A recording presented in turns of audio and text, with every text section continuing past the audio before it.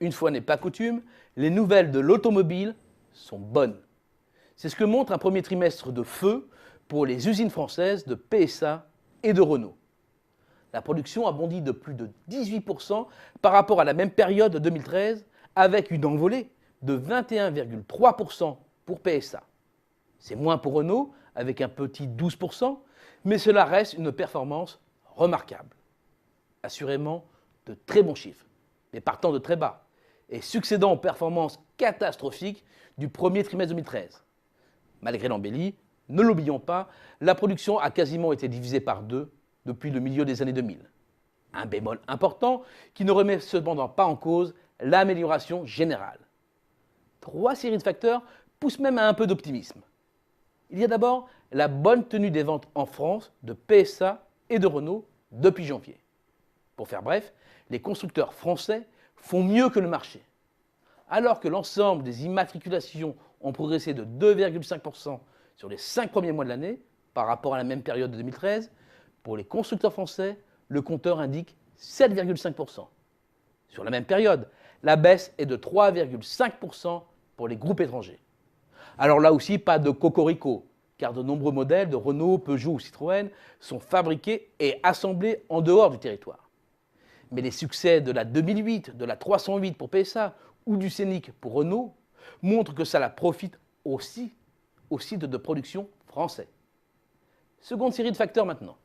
Les enquêtes de conjoncture menées directement auprès des constructeurs. Le solde d'opinion sur l'évolution de l'activité récente confirme le nouvel élan de l'industrie automobile au moins jusqu'en juin, avec un indicateur en hausse et largement au-dessus de sa moyenne de long terme.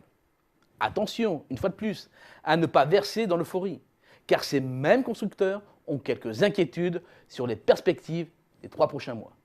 Il ne faut pas non plus surinterpréter ce solde d'opinion, car il reste au-dessus de sa tendance de longue période, et il est par nature très volatile. Cela laisse présager, au pire, un ralentissement de la progression de l'activité, mais ni son arrêt, ni son retournement. Il y a enfin une série de bonnes nouvelles, annoncées par les grands groupes eux-mêmes.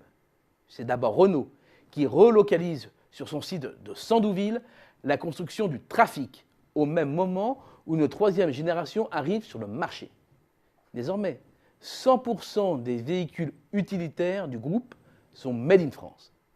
C'est important car ces véhicules techniques, vendus entre 15 000 et 20 000 euros, dégagent de fortes marges.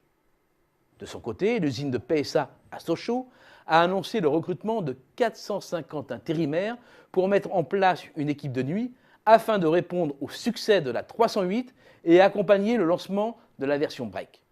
C'est enfin Toyota France qui recrute aussi 500 intérimaires sur son site de Valenciennes pour accélérer la production de sa Yaris. Ce ne sont pour le moment que des bouffées d'oxygène pour une filière particulièrement malmenée. Mais la spirale négative semble enrayée. Quant aux accords de compétitivité, gel des salaires contre production en France, ils devraient permettre de consolider la reprise d'une production made in France.